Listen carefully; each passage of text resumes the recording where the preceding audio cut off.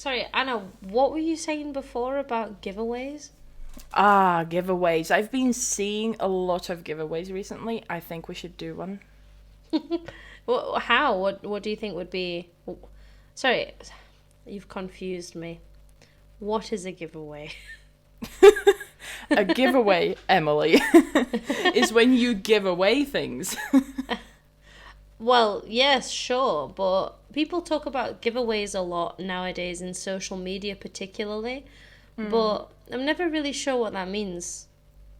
It's like, for example, we could give away a free English class to somebody. So we would ask people to maybe like a picture and then comment something on it, and then we would give away a free English class to a random person in the comments. Oh, but that sounds like something that would be more common in Instagram, for example, or maybe TikTok, no? Yeah, definitely. I think it's an Instagram thing. So everybody listening to this, follow us on Instagram. Go on Instagram. Giveaway soon. Sorry, I have a cough. My apologies. My apologies. Sorry.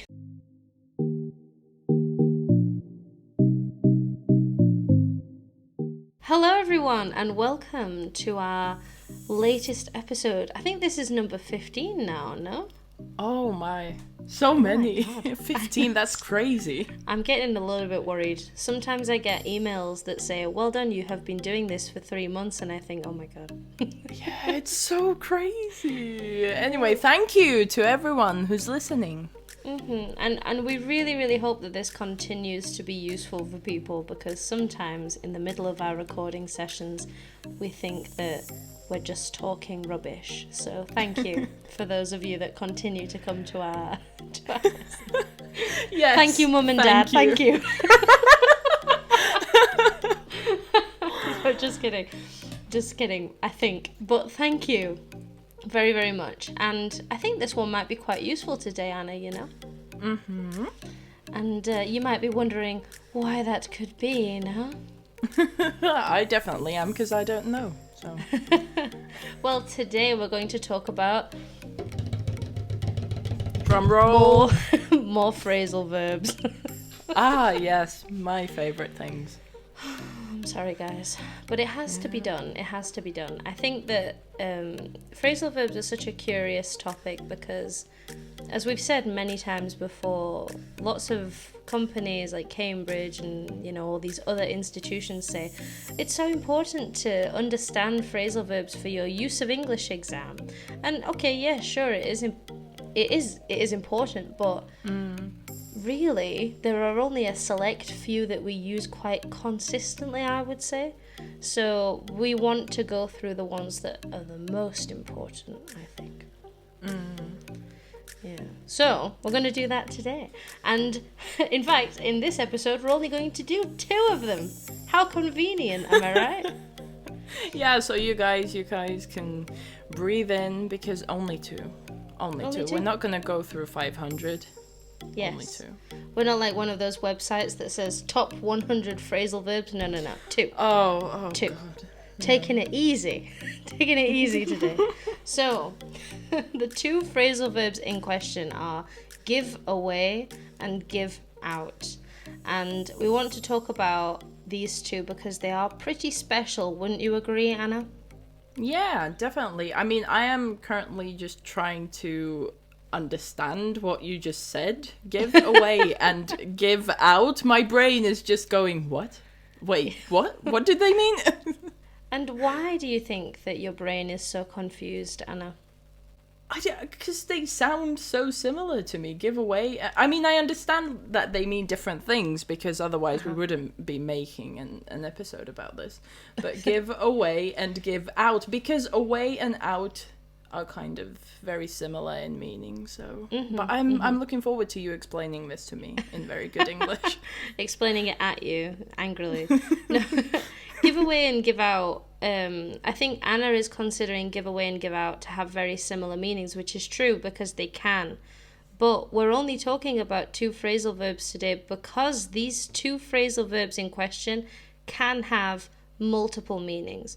So I'd like to talk about some different meanings first, And then at the end, we'll talk about how they are similar. Okay? So, my favourite meaning, and this is the one that I want you to talk about, Anna, because I think it's really funny, is the meaning when you say that give out means collapse. I think that this one is absolutely hilarious. So, Anna, could you please give us some examples? Like, for example, my legs gave out. As in, like, you collapsed on the floor. My legs gave out. Yeah, have any of you guys done so much exercise or so much, I don't know, maybe you've gone and run a marathon or you've been in the gym for hours and hours and you can't feel your legs anymore, so they just give out. It sounds funny. It's like, what? Like, in my brain, I'm just going, what are my legs giving out? Like, what are they giving out donuts? Like, is this, like, what is happening? What are they giving? And to whom? Where are they going? What? Yeah, absolutely. But that's the great thing about this particular meaning, is that give out doesn't have an object afterwards. You wouldn't say my legs give out things. It's just my legs or a part of my body gives out, which means it quite literally has no more energy to do anything, right? Have your legs ever given out, Anna? Yes. Honestly, there was one particular dance practice that was just very brutal, and my legs did give out. Wow, that's funny. I mean, it's not funny. But it is. Excuse me? My favourite thing, have you ever been to like a public gym where like there's lots of people in the gym? Yeah. My favourite thing in the gym is to watch men, and I'm sorry or to all the men listening, but it normally is you, when you're doing leg day, to be using like the heaviest machines to do your workouts with your legs, and then afterwards you have to walk around and you're doing that really awkward sort of tired hobble around the gym because your legs are so tired, because this means that your legs are ready to give out at this point. No, it makes me laugh. Funny. It makes me laugh every single time because I see these people and they're the people that scream in the gym, you know? Like they go Rah! And then they walk around the gym like hoo hoo, and in reality what they want to say to the public is, please help me, my legs are giving out.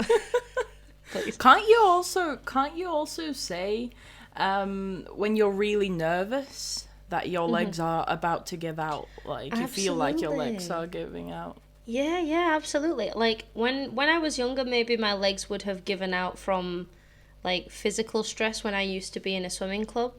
But I was also really anxious in those times. And the times where I remember my legs feeling very weak or my body feeling like it's going to give out are the times where I have been very, very nervous or anxious in my life. How about you? Definitely, like it's this weird like numbing feeling that you get when you're really nervous and your legs are literally about to give out. Your whole body is about to give out. Absolutely.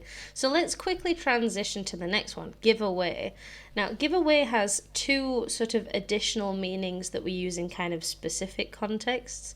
And the first one, and I can see in our notes that we made before this particular episode that Anna has written, give someone away, and then in brackets, please don't leave me, which is because the term give away can be used when we're talking about weddings, which is very weird.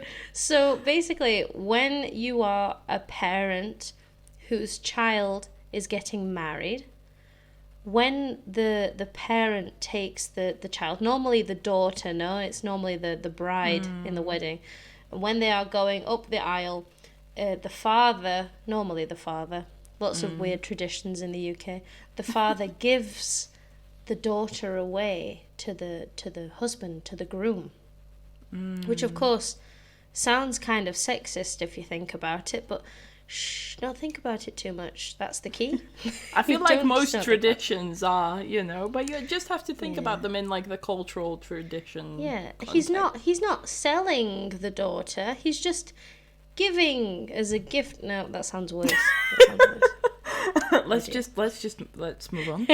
Yes, you're absolutely right. That, I mean, of course, in the wedding context, that's one meaning, but it's very rare that you're going to hear that. However, there is one situation at this exact moment that it could be quite useful, and that is the legal case between Johnny Depp and Amber Heard. Anna, how up to date are you about this case? Honestly, not that much. Do you have a side that you are on?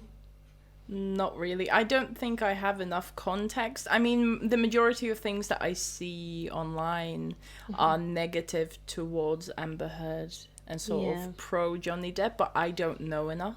I don't know what's going on. I just see some things about Amber Heard pooping in Johnny Depp's bed. That's about the extent of it. Very professional we are on this podcast. Hey, just saying the truth. Just say no, that is what fact. Has been said. Absolutely. Yeah, you're absolutely right. But giveaway can be used when you want to maybe give a secret about somebody to someone else, to the public. So for instance, in this case, Amber Heard maybe gave herself away when she said, I am being sued because of an article that I wrote about Johnny Depp, which is something that she shouldn't have said, because the whole case is about an argument between Johnny Depp and Amber Heard about whether or not she wrote the article. And at the beginning of her testimony, at the very beginning of what she says, Johnny Depp is suing me because of what I wrote, and everybody was like, "Oh my God!" She just she gave herself away. So she is trying to hide something from the public, but she just gave it to the public for free, essentially. So she gave herself away.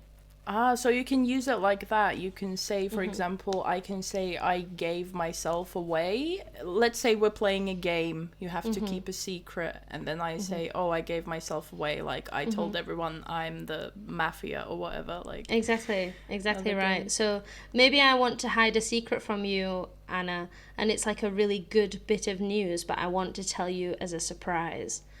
And I'm trying to keep the surprise quiet, but I'm not very good at it because I keep smiling and laughing, and I'm like, oh, right, because I'm not a very good actress, right? For that reason, I could say, I'm giving it away, I'm giving the secret away, because my face is saying something different to my words, right? I can be like, Emily, you're giving it away. I can tell. Please just tell me what the problem is. You're giving it away with your face, right? Or maybe someone else would come up to me and say, Emily, go away, you're giving it away. Because you're just making it difficult for everybody else. But yes, this is in a legal context, or in the case of weddings and weird things like this, it can also be used as well. But... and this is something that we talked a little bit about at the beginning of this episode, that give away and give out are mainly used when we actually want to talk about giving things, tangible objects, to the public or to people in general. So I want to talk about this difference as well. So I have a question for you, Anna. I'm going to give you 2 sentences, and I'd like you to tell me what the difference is between these 2 sentences, or the difference in the meaning between give out and give away, right? Number 1. It was my birthday, so I gave out some cakes to my co-workers. And number 2, my bakery is opening today, so we're giving away free bread. What's the difference? Interesting. I think giveaway seems a lot more distant. Like, giving away, it's not like a very clear, like, I wouldn't say I'm giving away something to you, if I was giving you something. And give out seems more like, you're giving that cake to your friends. So yes, queen. Oh my God, did I get it? Yeah, essentially. When we say give out, it's always to a specific group of people. So you're giving, it's free, right? I'm giving, I mean, I don't know if this is the same in the rest of Europe, but in Britain, when it's your birthday, you have to give cake to your co-workers. It's my birthday. You give me cake. But no, it's fine. It's fine. That's a different episode for a different... Yeah, that's a story time episode. Emily's traumatic past. Look, it's okay. I'm not upset. I'm just a little bit upset, okay? But that's exactly right. When you give out something, it's to somebody you know, or multiple people that you know, co-workers, friends, classmates, etc. Give away has this meaning of, okay, once again, it's something for free, but it's not going to a specific group of people. It's just going to the general public. Okay. So that's it, really. That's the main difference between the two. So what other things can you give out? I have an example that I kind of thought of, because one of my friends, actually, like, she had a baby. She had a baby, and we were just talking about clothes. And she was like, some of the clothes she gave away, but some of the clothes, gosh, that's a hard word. That's not a nice word. Some of the clothes she gave out to her friends. Oh, okay. So it's like to people that wanted them. Yeah, so gave away. So that would mean to a charity, I'm imagining, because at the time I didn't really clock the difference, but I guess that there is a difference. That gave away is like just gave away to like a charity or somewhere, and I don't know. Absolutely. So when you give out something, it always has this this definition of it's connected to someone that you know. It has to be people that you know, because when you give something out, it's like an intention. Like you have a thing and you know where it's going. But if you give something away, you don't care about where it is going. So to charities, you don't care because you're giving it for free, and you don't care who receives it, but it's important that somebody receives it. So lots of people on the street maybe offer free samples of things. Maybe, I don't know, normally it's like cafes or like coffee shops who give you free samples of cake or coffee or whatever it is. They're giving them away, right? Right. Unless the employee says, I'm going to give them specifically to women, and then they say, giving it out to every woman that I see. This is very, very, stupid. It would never happen. This is very interesting, though. Do you think that people, like, in everyday speech, do you think that native speakers, like, think about the difference? Or do you think it's, like, an innate thing? Or do you think that people confuse them? Sometimes, that's just a really good question in general, like with phrasal verbs as a whole, because phrasal verbs, we can never really say that they're innate, because I remember many times as a child asking my mum, what does give this or what does get that mean, right? Like, some phrasal verbs you're not born to know. But it's true that you just acquire many meanings of, like, simple verbs just because that's just a part of growing up in England, right? It's how you acquire the language. It's just the same way. Phrasal verbs work in exactly the same way as expressions do. You learn them by asking questions to your parents, to your teachers as a child, or you learn them from listening to other people. And that's why phrasal verbs are so hard to learn. Like, if I say to one of my students, oh, did you know that the phrasal verb come out has 8 different meanings? They just panic and go, right, I'm just not going to learn any of those then. But they never actually say, oh, do I need to? The answer's no. Who cares? It's not a big deal. But this is the problem that people have, is that they think that phrasal verbs are like the beginning and end of the world, when they're really not. but it's Yeah. good to know some basics, I would say. Yeah, and I think they're a good way to make your English sound a bit more natural. And I also think that listening to podcasts, for example, or watching TV shows or stuff like that is a good natural way to learn them.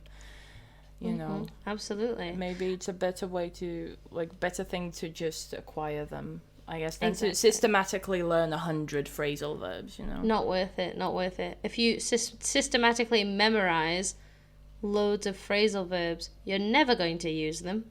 So all of that effort, all of that hard work that you put into learning those phrasal verbs will be useless. What can you do instead? You can talk to yourself, you can talk to other people, you can leave a comment below or send us an email and say, hey, does this work? Does this make sense? Do that instead. That's so much more useful because we'll always respond. Or what could you do? You could participate in a giveaway for a free English class. I don't know. I'm just saying. It's just an idea. Hey, that, on Instagram. I think I'm getting your cough. I think we're both a bit sick today. Yeah. Giveaway. Instagram. But that's another term that is very, very commonly used nowadays, giveaway. If you go on Instagram, it's just covered in giveaways of people offering products in exchange for follows, comments, likes, whatever it is. And Anna and I would like to participate. So if you're interested in doing an English class, or a Spanish or Finnish class with us, then come on over and we'll see what we can offer you in our next giveaway. Woo! Woo-hoo. But yeah, so that's basically it. I think we covered enough phrasal verb meanings for one episode. What do you think, Anna? Yes, definitely. Let's not confuse anybody anymore. I think that's a good, short, little introduction to these two phrasal verbs. I'm already tired. I can only imagine how our students feel. But yes, thank you very much for coming, everyone, and we hope that this was useful. Write a few sentences on your own with these different meanings. Practice, but stop searching for the top 50 phrasal verbs. It's not going to help. Yeah, no, it's definitely not going to help. But keep listening to our podcast and you might hear those phrasal verbs. That's going to help. Yeah, that's really helpful. Yeah. All right, guys. Thank you very much for coming, and we will see you soon. Yeah, thank you. Bye. Ta-ra. Thank you so much for watching. Please leave a comment below if you have any questions related to the topic, and we will try our best to respond to you. Please subscribe to the channel for a new podcast episode every Saturday, as well as essential tips during the week. See you next time!